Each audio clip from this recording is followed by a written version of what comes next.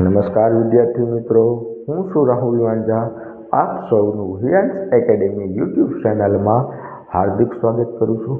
મિત્રો, તમને ખ્યાલ જ હશે કે અત્યારે જે કોન્સ્ટેબલના ફોર્મ ભરાઈ રહ્યા છે, કોન્સ્ટેબલ અને પીએસઆઈના ફોર્મ ભરાઈ રહ્યા છે, તો એનું ફિઝિકલનું ગ્રાઉન્ડ પણ ટૂંક જ સમયમાં આવી જશે અને ત્યાર પછી પરીક્ષાનો જે છે એ પણ તમારું ગ્રાઉન્ડ પતી જાય એટલે તરત જ પરીક્ષાઓની આયોજન કરવામાં આવશે. મિત્રો, તો આ પરીક્ષાની અંદર ગણિત જેવા વિષયનું વેરેન્ટેજ 30 માર્કનું છે. તો એમાં કોન્સ્ટેબલમાં કેવા દાખલા પરીક્ષામાં પૂછાશે, કયા ટોપિકના પૂછાશે, એની આપણે ચર્ચા કરવાની છે. ચાલો, તો એક ટોપિક કોન્સ્ટેબલમાં ગણિત વિષયનો એક ટોપિક જેનું નામ છે મિત્રો સાદું વ્યાજ અને ચક્રવૃદ્ધિ વ્યાજ.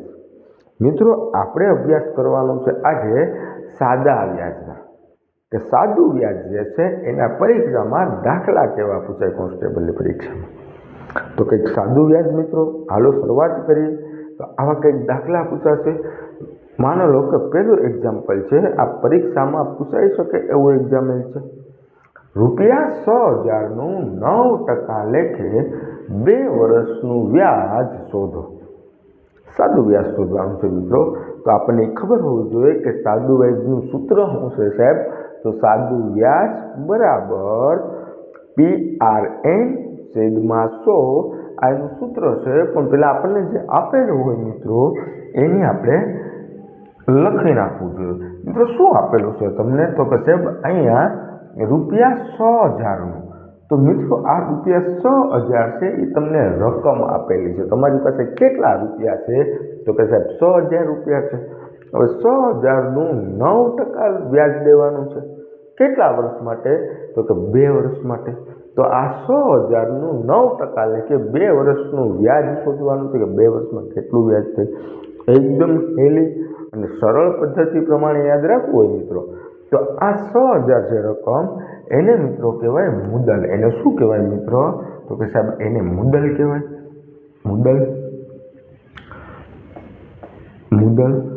મુદ્દલને યાદ રાખજો મિત્રો, આપણે P વડે દર્શાવશું. મુદ્દલને આપણે કોના વડે દર્શાવશું મિત્રો? P વડે દર્શાવશું. તો આ મુદ્દલ કેટલી છે મિત્રો? તો કે સાહેબ ₹6,000 છે. તો એ લખી દીધા આપણે મુદ્દલ કેટલા રૂપિયા છે સાહેબ? તો ₹6,000 છે. એના પછી તમે રકમ વાંચો તો ₹6,000નું 9%. એનો મતલબ સાહેબ તમને ટકા આપેલા છે. તો અહીંયા લખો ટકા. ટકાને મિત્રો આપણે R દ્વારા દર્શાવશું. ટકા કેટલા આપેલા છે? તો મિત્રો 9% આપેલા છે. એના પછી રકમ આગળ તો 6,000નું 9% લેખે 2 વર્ષનું. 2 વર્ષ એટલે તમને સમય આપેલો છે, તમને ટાઈમ આપેલો છે, તો તમને સમય પણ આપેલો છે. સમય કેટલો આપેલો છે? સમયને આપણે T વડે દર્શાવશું. અને એ સમય કેટલો આપેલો છે મિત્રો? તો કે સાહેબ 2 વર્ષ આપેલો છે. તો શું કીધેલું છે આપણે? તો કે 2 વર્ષનું વ્યાજ શોધો. તો આપણે શોધવાનું છે મિત્રો વ્યાજ. તો વ્યાજ છે એને આપણે I દ્વારા દર્શાવશું અને આ વ્યાજની આપણે રકમ શોધવાની છે કે 6,000નું વ્યાજ કેટલું આવે 2 વર્ષે 9% લેખે. તો મિત્રો, આપણને આવું લખતા આવડી જાય ત્યાર પછી આપણે સરળ અને સિમ્પલ એક સૂત્ર મૂકવાનું છે. એ સૂત્ર કયું છે મિત્રો? તો કે સાદું વ્યાજ બરાબર PRT/100. PRT/100 સાદા વ્યાજ શોધવા માટેનું સૂત્ર છે મિત્રો. સાદું વ્યાજ શોધવાનું છે. P એટલે મુદ્દલ, R એટલે ટકા, T એટલે સમય અને છેદમાં 100 શોધવાના છે. તો આ કિંમત ખાલી આ સૂત્રમાં મૂકવાની છે. જો તો મિત્રો P કેટલા છે? તો સાહેબ P જે છે એ આપણને 6,000 રકમ આપેલી છે, એને ગુણ્યા R ટકા. તો સાહેબ ટકા 9% આપેલા છે. યસ. T સમય કેટલો આપેલો છે? તો સાહેબ સમય આપણને 2 વર્ષ આપેલો છે. અને છેદમાં આ જે 100 છે એ 100ને તમે છેદમાં મૂકી દો. મિત્રો ખાલી છેદ ઉડાડવાના છે તો છેદ જે ઉપર નીચે સરખા હોય એને કટ કરી દો. સાહેબ 1 0 ઉપર છે, 1 0 નીચે છે, કટ થયા. સાહેબ હજી 1 0 ઉપર છે, 1 0 નીચે છે. હવે જે વધ્યું હોય એ લખી દો. તો શું વધ્યું મિત્રો? તો કે સાહેબ 60 ગુણ્યા 9 ગુણ્યા 2. તો કરો ગુણાકાર. સાહેબ 9 દુ 18, 18 100, 102. ન આવડે મિત્રો તો આવી રીતે કરી નાખવાનું. 9 દુ 18, 18 ગુણ્યા 100, 100 48 નો આંકડો બે આવી છે. 100 100 ને 4 10, 180 થશે મિત્રો. 9 દુ 18 અને 18 108 અને 108 108 અને આ 1 0 લગાડી દો એટલે 1080 રૂપિયા. તો વ્યાજ કેટલું આવશે મિત્રો? 100,000નું 9% લેખે 2 વર્ષનું વધારાનું જે વ્યાજ છે એ સાદું વ્યાજ કેટલું આવશે મિત્રો? તો કે 1080 રૂપિયા આવશે. જુઓ તો મિત્રો દાખલો કેટલો સરળ છે. ઘણા વિદ્યાર્થી આવો નાનકડો દાખલો જે છે એ પણ જોતા નથી અને છોડી દે છે, ને જેથી આપણો 1 માર્ક છે એ કપાય છે. અને આવા 1 માર્કના લીધે આપણે ક્યાંક ને ક્યાંક આવી નોકરીથી વંચિત રહેતા હોઈએ. તો પહેલાં જોવાનું છે મિત્રો કે આને મુદ્દલ કહેવાય, આને ટકા કહેવાય, આને વર્ષ કહેવાય. તો સૂત્ર યાદ રાખો, સાદું વ્યાજ બરાબર PRT છેદમાં 100. તો આ એટલો સિમ્પલ દાખલો છે મિત્રો કે તમને સરળતાથી સમજાઈ શકે. અને તમે થોડીક તૈયારી કરો, થોડીક મહેનત કરો તો તમને 1 માર્ક રોકડો અપાવે છે. એના જેવો બીજો દાખલો જોઈએ મિત્રો. અહીંયા જોજો, અમુક રકમનું 5% લેખે. અમુક રકમ એટલે ખબર નથી કે તમારી પાસે મુદ્દલ કેટલી છે. અમુક રકમ કીધેલી છે એટલે કે મુદ્દલ તમારે શોધવાની છે. તમને મુદ્દલ આપેલી નથી. કેટલા રૂપિયાના 5%, 3 વર્ષનું વ્યાજ એ આપણને ખબર નથી. એટલે તમને શું શોધવાનું હશે? પહેલાં તમને ડાયરેક્ટ ખબર પડી જાય કે સાહેબ અહીંયા મુદ્દલ શોધવાની છે, કારણ કે અહીંયા અમુક રકમ કીધી. કેટલા રૂપિયા એ કીધું નથી એટલે મુદ્દલને આપણે P વડે દર્શાવશું અને મુદ્દલ આપણે શોધવાની છે. સાહેબ ખબર જ નથી.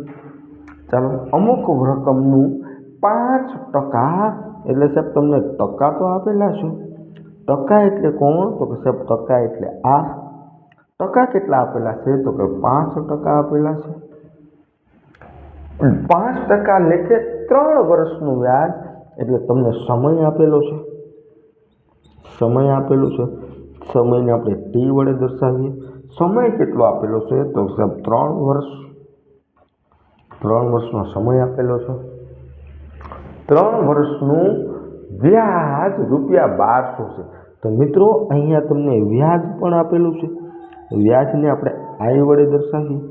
વ્યાજ કેટલું છે? તો મિત્રો ₹1200 તમને વ્યાજ આપેલું છે. એટલે તમને ખબર પડી જાય કે આપણે મુદ્દલ શોધવાની છે. ટકા 5% આપેલા છે. સમય 3 વર્ષ આપેલો છે અને વ્યાજ અહીંયા આપેલું છે. અહીંયા આપણે મુદ્દલ શોધવાની છે. અમુક રકમ કેટલા હતા એ આપણે શોધવાનું છે. અહીંયા વ્યાજ શોધવાનું હતું, જ્યારે અહીં વ્યાજ તમને આપેલું છે. અહીંયા મુદ્દલ આપેલી છે, પણ અહીંયા મુદ્દલ આપણે આ દાખલામાં શોધવાની છે. કંઈ વાંધો નહીં મિત્રો. તમને હવે સાદા વ્યાજનું સૂત્ર આવડે જ છે. તો લખવાનું મિત્રો, અહીંયા સાદું વ્યાજ બરાબર PRT છેદમાં 100. એટલું બધાને આવડે છે મિત્રો. સાદું વ્યાજ બરાબર PRT. મિત્રો અહીંયા જુઓ, શોધવાનું શું છે? તો કે P શોધવાનું છે. P નથી આપેલી, મુદ્દલ નથી આપેલી. ચાલો, સાદું વ્યાજ તમને આપેલું છે મિત્રો. હા સાહેબ, સાદું વ્યાજ છે એ ₹1200 આપેલું છે. તો સાદું વ્યાજની જગ્યાએ એની કિંમત આપણે 1200 રૂપિયા મૂકી દીધી. સાહેબ પીની કિંમત આપેલી નથી, મુદ્દલ આપણે શોધવાની છે, તો પી એમને એમ રાખો. એને ગુણ્યા આર કેટલા આપેલા છે, તો કે સાહેબ આર છે 5% આપેલા છે, એટલે અહીં લખવાના 5. સાહેબ ટી કેટલો આપેલો છે, કે સાહેબ ટી છે 3 વર્ષ આપેલા છે, અને છેદમાં કેટલા 800. ચાલો એટલી ખબર પડે છે મિત્રો. ઓકે, હવે કંઈ કરાય નહીં મિત્રો, છેદ પણ ન ઉડાડાય, એક જ વસ્તુ કરાય. આ 100 જે છે એ આના ભાંગાકારમાં એટલે કે છેદમાં છે. આ 100 ને અહીંથી ઉપાડી અને આ બરાબરની આ બાજુ લખીએ તો 100 અહીંયા ભાંગાકારમાં છે પણ બરાબરની આ બાજુ આવી જશે, એટલે એ ગુણાકારમાં આવી જશે. એટલે આવું કંઈક થશે મિત્રો.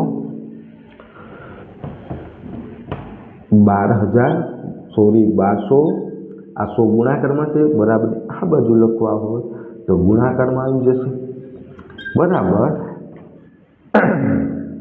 અહીંયા હું લીધું તો કે પી ગુણ્યા 5 ગુણ્યા 3. હવે જુઓ મિત્રો, ફરીથી ધ્યાન તો જો, આપણને પી એટલે કે મુદ્દલ શોધવાની છે અને પી સાથે 5 અને 3 બંને ગુણાકારમાં છે.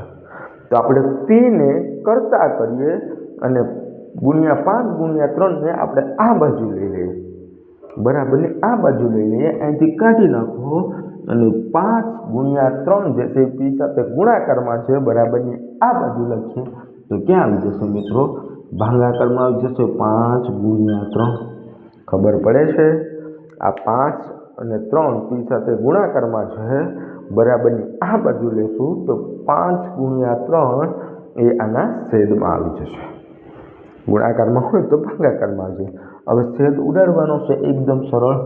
સાહેબ અહીંયા 20 પંજા 100 થાય અને આ 5 5 ગયા એટલે 20 પંજા 100.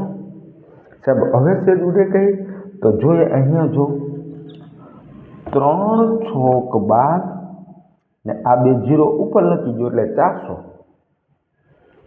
હવે ગુણાકાર કરાય મિત્રો તો જવાબ કેટલો આવે તમારો? તો કે 400 ગુણ્યા 20 વધ્યા તો અહીંયા લખો 400 ગુણ્યા 20. ઓકે, 400 ગુણ્યા 20 કરો એટલે ગુણાકાર કરવા બેસાય નહીં મિત્રો. 4 ગુણ્યા 2 એટલે 8 અને 1 2 ને 3 0 મૂકી દો. 1 2 3 એટલે 8000 રૂપિયા. તો તમારી મુદ્દલ કેટલી હશે મિત્રો? 8000 રૂપિયા. તમારી મુદ્દલ કેટલી હશે મિત્રો? 8000 રૂપિયા. તો 8000નું 5% લેખે 3 વર્ષનું વ્યાજ કેટલું આવશે મિત્રો? 1200 રૂપિયા આવશે. ખબર પડે છે? એકદમ સરળ દાખલો છે. આ તમને ગોઠવતા આવડવું જોઈએ. તમને રકમમાં એ ખબર પડતી હોવી જોઈએ કે શોધવાનું શું કીધેલું છે અને આપેલું શું છે. પછી સાદું વ્યાજનો કોઈ પણ દાખલો હોય તમારે એક જ સૂત્ર મૂકવાનું છે, સાદું વ્યાજ બરાબર PRT છેદમાં 100. P એટલે મુદ્દલ, R એટલે ટકા, T એટલે ટાઈમ એટલે કે સમય, છેદમાં 100 મૂકવાના છે. પછી એની કિંમત મૂકવાની છે, જે કિંમત શોધવાની હોય એ એમને એમ આવશે. આ ગણિતનો સામાન્ય નિયમ છે કે છેદ બરાબરની આ બાજુ જાય તો ગુણાકારમાં આવશે, ગુણાકારમાં એની ઓલી બાજુ બરાબરની ઓલી બાજુ જાય તો ભાગાકારમાં થાય. છેદ ઉડાડો એટલે તમારો જવાબ કેટલો આવશે મિત્રો? 8000 રૂપિયા. મિત્રો જો આવા ને આવા દાખલા આપણે કોન્સ્ટેબલની પરીક્ષા આવે ત્યાં સુધીમાં આપણે ડેઈલી આવા મોસ્ટ આઈએમપી દાખલા જે છે એ આપણે મૂકતા રહેશું, જેથી તમને આઈડિયો આવે કોન્સ્ટેબલની પરીક્ષામાં કેવી રીતે ગણિત પૂછાય છે, તમને એનો આઈડિયો આવે. ચાલો હવે આવતા લેક્ચરમાં આપણે બીજા 2 દાખલા ગણશું, એના પછી પાછા બીજા 2 દાખલા ગણશું. આવા આપણે રોજને રોજ સ્પેશિયલ કોન્સ્ટેબલ માટે રોજ 2 દાખલા કમ્પલસરી ગણશું. એટલે સાદું વ્યાજના બધા જ મેથડના દાખલા જે છે હું તમને શીખવાડીશ. ઓકે વિદ્યાર્થી મિત્રો, જો આ દાખલા તમને વ્યવસ્થિત સમજાયા હોય, આ મારો મહેનત જે છે એ તમને રંગ લાવી હોય તો આપણી આ હિયાન્સ એકેડેમી યુટ્યુબને લાઈક કરો, શેર કરો અને સબસ્ક્રાઈબ કરશો, જેથી મને પણ થોડુંક વધારે જુસ્સો આવે અને તમારા માટે આવા જે દાખલા છે એ ગોતી અને લઈ આવો. ચાલો મળીએ ત્યારે. જય હિન્દ, જય ભારત, ભારત માતા કી જય.